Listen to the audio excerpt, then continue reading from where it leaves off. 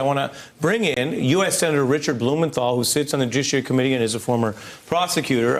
Plenty of expertise here. Take a listen to the way these cases have overlapped, Blagojevich and Trump, and the notion of whether this is a nation in 2020 where abuse of power is something that at the highest levels of government is basically deterred and punished, or whether that's now being embraced. Take a look.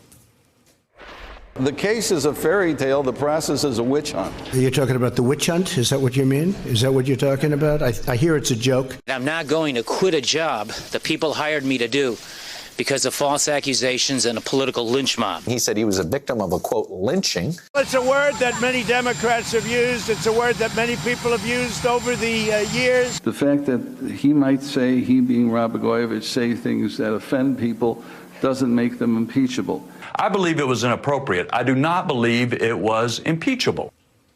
What do you see here? And as a member of the Senate, do you think Donald Trump beating the Senate trial on impeachment emboldens him here? What really has emboldened him is not only his acquittal in the Senate trial, but the silence of my Republican colleagues afterward. That, to me, is as striking. They're becoming active participants, aiders and abettors, in unleashing him in this way. And you said that it is a heart attack moment. I couldn't agree more.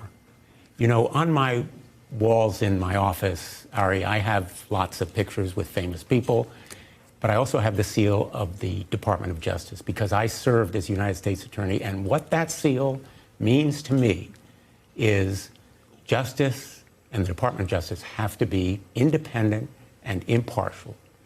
And I look at that seal these days and I'm proud, but I'm also sad, and I am angry. That's the reason why close to 2,000 prosecutors have written a letter denouncing the corruption of justice in the Department of Justice by this Attorney General, who is acting as Trump's henchman, and by the President himself, who is corrupting it because he has nothing but contempt for the rule of law, but also a morally spineless Republican majority that is enabling him as an active participant.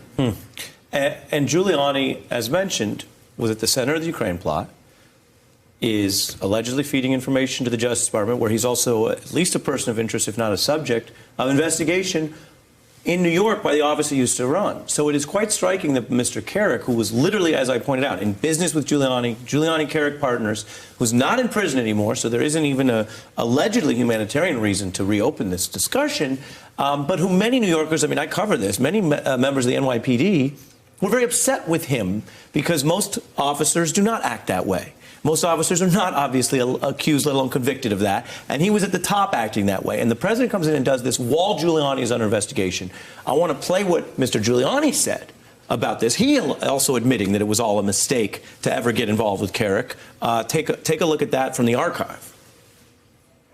I think that voters should look at it, and what they should say is, in that particular case, I pointed out that I made a mistake. I made a mistake in not clearing him effectively enough. I take the responsibility for that. Do you view this as trying to send an improper message to the open probe that involves Giuliani? I think it sends a lot of messages to a lot of places, but it all boils down to the message that Donald Trump can do anything he wants. And it is part of a pattern, beginning with Bill Barr's confirmation, where he said, in effect, there's a unitary executive. The president can commit obstruction if he wants because he's in charge of the Department of Justice. The president repeating this fallacious and very dangerous myth, the idea that he has an imperial presidency. And the message is, I can pardon, I can interfere, I can denounce judges. And that's why you have, very significantly, an emergency meeting of the Judges Association to, in effect, try to exercise some oversight here. And I think that when the history of this dark era is written, the heroes will be the independent judiciary and, frankly, the free press, which is uncovering a lot of it. Hey, I'm Ari Melber from MSNBC. You can see more of our videos right here, or better yet, subscribe to our YouTube channel below. You could have been anywhere in the world, but you're here with us, and we appreciate that.